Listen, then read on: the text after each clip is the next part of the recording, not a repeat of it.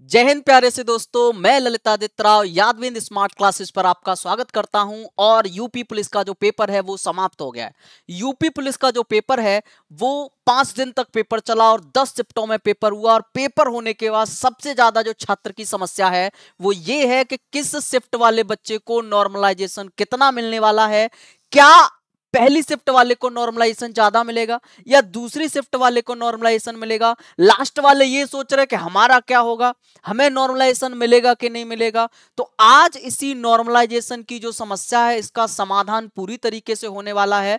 बिल्कुल आप लगातार जुड़े रहेंगे और नॉर्मलाइजेशन आपको कितना मिलेगा ये आपको देख लेना है। तो देखिएगा, नॉर्मलाइजेशन के विषय में यह बताया गया कि जो पेपर है वो 23 में हुआ, 24 में हुआ, 25 में हुआ, 30, 31 इसमें पेपर हुआ। टोटल 10 शिफ्ट थी और 5 दिन क्या हुआ, एग्जाम हुआ।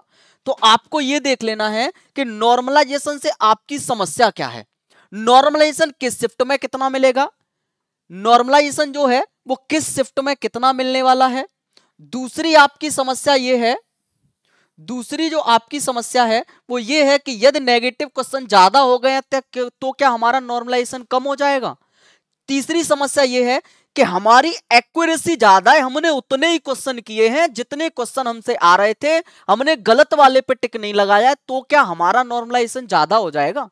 चौथा है कि पहली और दूसरी शिफ्ट वाले जो स्टूडेंट हैं इनको क्या नॉर्मलाइजेशन ज्यादा मिल जाएगा। पांचवी क्वेरी ये है, क्या नॉर्मलाइजेशन के लिए कोई फॉर्मूला होता है कि ऐसे ही नॉर्मलाइजेशन रख दिया जाता है कि इस वाली शिफ्ट को ज्यादा दे दो कि इसको कम दे दो, क्या कोई फॉर्मूला होता है। तो आपको देख लेना है एसएससी क्या कहती है, एसएससी के बारे में जान लो ये कैसे नॉर्मलाइजेशन करती है। एसएससी जो स्टाफ सिलेक्शन है ये नॉर्मलाइजेशन कैसे करता है, तो ये कहता है कि जो नॉर्मलाइजेशन होता है वो फंडामेंटल एक्सेप्शन पर क्या होता है, नॉर्मलाइजेशन होता है। ऑल मल्टीपल शिफ्ट में क्या होता है, ये कह रहा है डिस्टर्बेंसन और abilities candidate is the same across all shift. ये कह रहा है सारी शिफ्ट के जो स्टूडेंट होते हैं उन सबको हम बराबर करने का प्रयास करते हैं। The commission to calculate final score to candidate normalisation multi shift examination, ये नॉर्मलाइजेशन करने के लिए एक फॉर्मूले का इस्तेमाल करती है। वो फॉर्मूला क्या है, वो फॉर्मूला सिंपल सा है, ये वाला फॉर्मूला है। वो फॉर्मूला क्या है, ये है। दूसरा ये बताया गया कि इस फॉर्मूले को हमें तो कुछ समझ में ही नहीं आ रहा कि एमआईजी क्या है, एमजीटी क्या है, एमजीजी क्या है, एमक्यू क्या है, ये तो हमें तो समझ में ही नहीं आ रहा। तो आप सिंपल सी और आसान भाषा में ये समझ लीजिए कि जो एमआईजे है इसका मतलब है आपके मार्क्स कितने हैं, आप कितना स्कोर करके आए हो।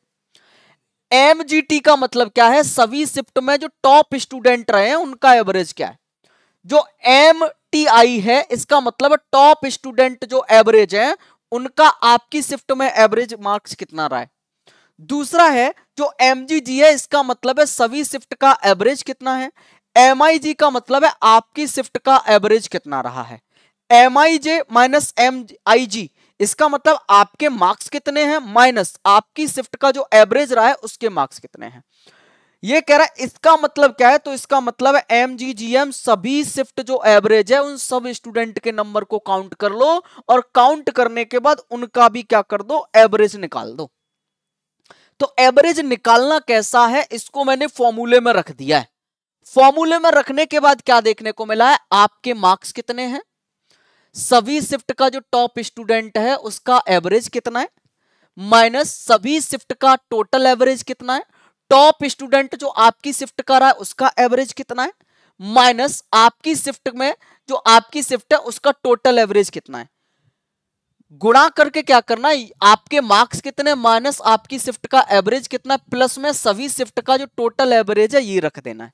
मैंने मान लिया है कि आपके जो नंबर है वो 190 हैं, 190 हैं और कह रहा है आपकी शिफ्ट में जो टॉप स्टूडेंट रहे हैं, आपके जो शिफ्ट रही है उसमें टॉप स्टूडेंट का जो एवरेज रहा है वो 200 क्वेश्चन रहा है, 200 नंबर रहा है। माइनस क्या कर देना, सभी शिफ्ट का एवरेज, सारी शिफ्ट मैंने देख ली 23, 24, 25 और 30, 31 की, उनका एवरेज क्या रहा है, तो बताया 180 है। टॉप स्टूडेंट का एवरेज आपकी शिफ्ट में कितना रहा है, आपका कितना है 190, तो आपके हिसाब से जो एवरेज रहना चाहिए वो 190। आपकी शिफ्ट का टोटल एवरेज कितना है, आप एक अच्छे स्टूडेंट है तो आपका 90 स्कोर था और आपकी शिफ्ट का जो एवरेज स्कोर है वो कितना है 180 है। माइनस क्या करना है, आपके नंबर कितने हैं, आपने बताया हमारे नंबर तो 190 190 रखो, आपकी शिफ्ट का एवरेज कितना है, यहां पर 180 तो यहां पे 180। कह रहा सभी शिफ्ट के स्टूडेंट के काउंट नंबर किए और उनका एवरेज निकाला तो कितना निकल के आया, 175 निकल के आया। कैलकुलेशन कर दी, कैलकुलेशन 200 माइनस 180 किया, 20 आया, इसमें से इसको घटाया 10 आया, इसमें से इसको घटाया 10 आया और 75 यहां पर रखा, 10 से 10 काटा तो कितना आया, 195 आया। यानी कि आपकी शिफ्ट में जो एवरेज नॉर्मलाइजेशन मिलने वाला है वो कितना है, 195 नंबर आया है। लेकिन आपके नंबर कितने हैं, आपके जो नंबर है वो 190 है। यानी कि आपको जो नॉर्मलाइजेशन मिलेगा वो कितना मिलेगा, आपको 5 नंबर का नॉर्मलाइजेशन मिलेगा। कितने का मिलेगा प्यारे बच्चे, तो 5 नंबर का केवल आपको नॉर्मलाइजेशन मिलेगा। अगर मैं शिफ्ट वाइज नॉर्मलाइजेशन की बात करूं कि किस शिफ्ट में किसको नॉर्मलाइजेशन कितना मिल सकता है, तो ये देख लो, मैंने क्या किया, 2 शिफ्ट उठाई है। 2 शिफ्ट कौन सी उठाई है, एक 30 अगस्त की शिफ्ट उठाई है और एक 31 अगस्त की शिफ्ट उठाई है और इसके 5 स्टूडेंट लिए हैं मैंने। 5 स्टूडेंट इस वाली शिफ्ट के और 5 इस वाली शिफ्ट के। 31 की शिफ्ट में 2 शिफ्ट में पेपर हुआ, पहली शिफ्ट दूसरी शिफ्ट, 30 में पहली शिफ्ट दूसरी शिफ्ट। 1 2 3 4 यानी कि 5 स्टूडेंट उठाए हैं और पांचों के नंबर देख लिए, एक के 180 हैं, 200 210 205 215। ऐसे ही मैंने बिल्कुल नीचे किया है कि फिर 5 स्टूडेंट ले लिए हैं, 220 210 205 215 290 190। इनका क्या है कि इनको जोड़ लेना है और 5 का भाग देना है और एवरेज निकाल देना है। ऐसे ही इनके साथ किया है कि इनको जोड़ दो, 5 का भाग दे दो, एवरेज निकाल दो। ऐसे ही इनके साथ किया है कि जोड़ दो, भाग दे दो और क्या कर दो, इनका भी एवरेज निकाल दो। तो सबके साथ क्या करना है, ऐसा ही करते हुए चले जाना है। एवरेज तो सिंपल सा है, मैथ आप अच्छे से पढ़े हो तो आप एवरेज आसानी से निकाल ले जाओगे। अब मैंने क्या देखा कि ये एवरेज निकल के आया 202 208 214 और 210। इन सबको क्या कर दो, इन सबको जोड़ दो। जोड़ने के बाद क्या आया, जोड़ने के बाद आया कि ये जो आंकड़ा है वो कितना है, 834 है। कितना है, 834 क्या आया, ये आंकड़ा आया। अब 4 शिफ्ट हो गई है तो आपको क्या कर देना है, 4 का भाग दे देना है। 4 का भाग दिया तो 4 का भाग देने के बाद आपके पास क्या आया, 208.5 आया। यानी कि 2 शिफ्ट के नॉर्मलाइजेशन की बात करें तो नॉर्मलाइजेशन कितना आया है, 208.5 आया है। अब यहां पर क्या दिख रहा है कि पहली जो 31 की शिफ्ट है उसमें 210 है, सेकंड वाली में, फर्स्ट वाली में कितने 214 है, 30 की बात करें तो 208 है और 202 है। तो क्या नॉर्मलाइजेशन में मार्क्स घट रहे हैं, तो नॉर्मलाइजेशन जब भी होता है जिसके जितने मार्क्स आ गए उसमें मार्क्स घटते नहीं है। मार्क्स घटेंगे नहीं तो नॉर्मलाइजेशन किसे मिलेगा। अब यहां पे आप क्या देख पा रहे हो, ये सिंपल सा देख पा रहे हो कि इसमें से मैं कहूं कि इजी शिफ्ट कौन सी और हार्ड शिफ्ट कौन सी है, तो आप ये कहेंगे कि हार्ड शिफ्ट वो होती है जिसमें नंबर कम आता है, एवरेज स्टूडेंट का नंबर कम आता है। तो इसमें किसका नंबर कम आया, 202 वाले का। इजी शिफ्ट किसकी रही होगी, जिसके नंबर उस शिफ्ट में सबके एवरेज ज्यादा आए होंगे, तो एवरेज कौन सी रही होगी, 214 वाली रही होगी। आसान शिफ्ट जो रही होगी वो 214 नंबर वाली शिफ्ट रही होगी। अब नॉर्मलाइजेशन किसको मिलना चाहिए, सबको नॉर्मलाइजेशन मिलना चाहिए। ठीक है, सबको नॉर्मलाइजेशन दे देना है। ये कह रहा है एवरेज कितना है, 208 है। तो यहां पर ये देखो 208.5 है, तो इस वाले बंदे की कितने 202, तो इस वाले को इसके हिसाब से नॉर्मलाइजेशन कितना मिलना चाहिए, 6.5 क्वेश्चन नंबर का नॉर्मलाइजेशन। इसको कितना मिलना चाहिए, केवल 5 पॉइंट का नॉर्मलाइजेशन मिलेगा, 0.5 का। इसके ज्यादा है तो इसको नॉर्मलाइजेशन नहीं मिलेगा। नॉर्मलाइजेशन का मतलब है जो शिफ्ट इजी आई है उसको नॉर्मलाइजेशन नहीं मिलता है, जिसकी हार्ड आई है उसको नॉर्मलाइजेशन मिलता है। तो इस वाले को क्या मिलेगा, इसको भी नॉर्मलाइजेशन नहीं मिलेगा। यानी कि सब शिफ्ट को इक्वल कर देना है, नॉर्मलाइजेशन का मतलब ये है। ये फॉर्मूला जो मैं बता रहा हूं ये वाला कभी कभी काम करेगा। तो काम कौन सा फॉर्मूला करेगा ये देख लो, जो काम करने वाला फॉर्मूला है उसको देख लो कि काम कौन सा फॉर्मूला करेगा ये समझ लो। मैंने मान लिया है कि ये 4 शिफ्ट का पेपर है, तो 4 शिफ्ट के पेपर में जिसके 214 क्वेश्चन सही हुए हैं, जिसके 214 नंबर आए हैं, 214 नंबर उस बच्चे के हैं जिसका पेपर इजी आया था, उस शिफ्ट का पेपर इजी आया था।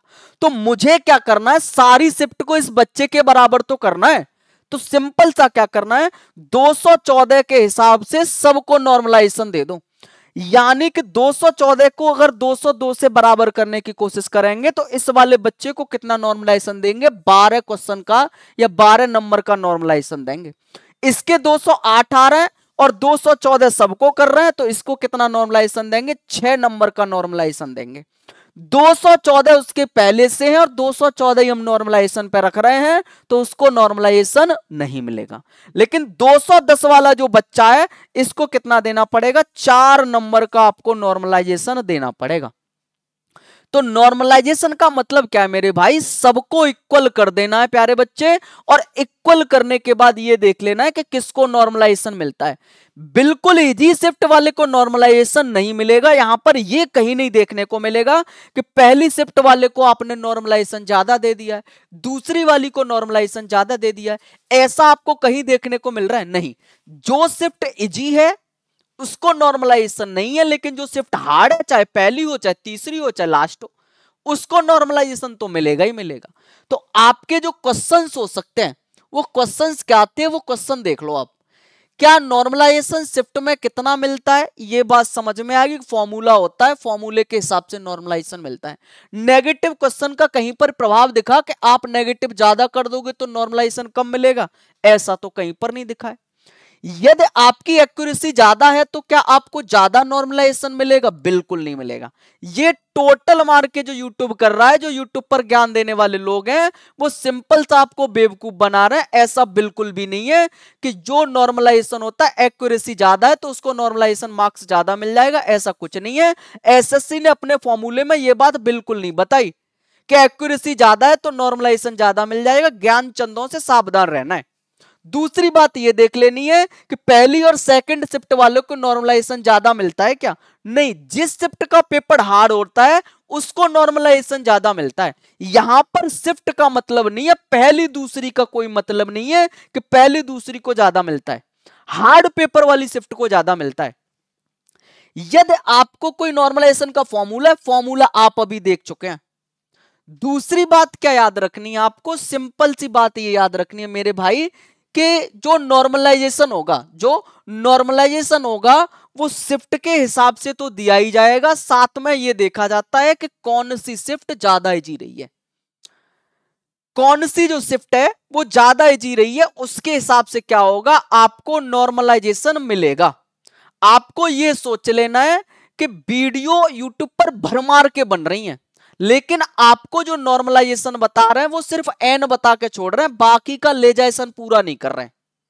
तो आपको नॉर्मलाइजेशन को अच्छे से समझ लेना और दिमाग में जो वहम पाल रखा है कि पहली शिफ्ट वाले को ज्यादा, दूसरी वाले को कम, तीसरी वाले को ज्यादा और लास्ट वाले का तो बेड़ा ही गर्क होना है, तो ऐसा कुछ भी नहीं है मेरे भाई। जो शिफ्ट इजी रहेगी उस शिफ्ट वाले को नॉर्मलाइजेशन नहीं मिलेगा, लेकिन जो शिफ्ट हार्ड रहेगी उसको नॉर्मलाइजेशन मिलेगा ही मिलेगा। तो आज की क्लास में मेरे भाई इतना ही देखना है। जय हिंद प्यारे से दोस्तों।